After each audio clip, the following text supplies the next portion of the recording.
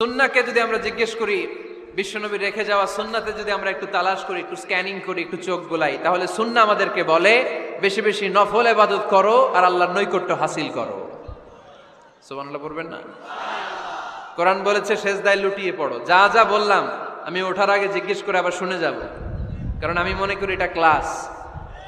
এটা কি ক্লাসে পড়া দেওয়া নেওয়া আছে না নাই? এতক্ষণ পড়ানোর পরে জিজ্ঞেস করার দরকার আছে না নাই? কোরআন বলছে কি আর সুন্নাহ কি বলে? নফল ইবাদত। আওয়াজ করে বলতে হবে, সুন্নাহ কি বলে? বুখারীর বর্ণনা, আল্লাহর হাবিব সাল্লাল্লাহু আলাইহি ওয়াসাল্লাম বলেন, মা ইয়াজালু আবদি ইয়াতাকাররাবু ইলাইয়া বিন নওয়াফিল।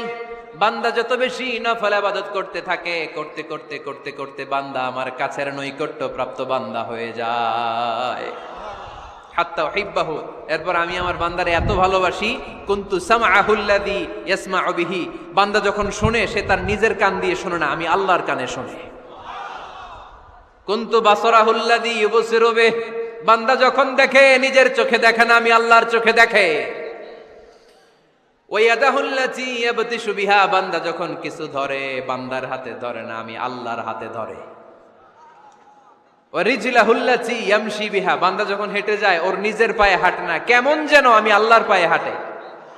আওয়াজ করে বলতে হবে আল্লাহু আকবার।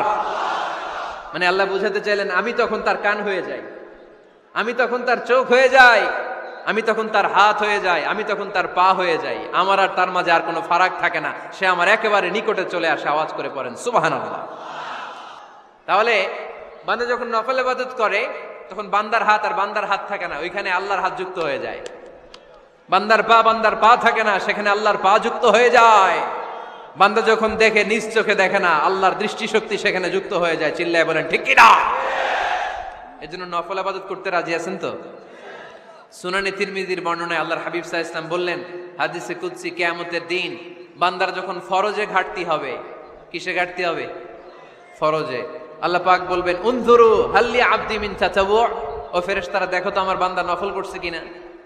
ফরজে যেহেতু তার ঘাটতি, দেখো তো আমার বান্দার কোনো নফল ইবাদত আছে কিনা। ফেরেশতারা বলবে আছে।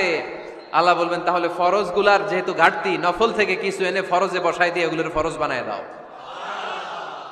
এজন্য নফল ইবাদতের দরকার আছে না নাই?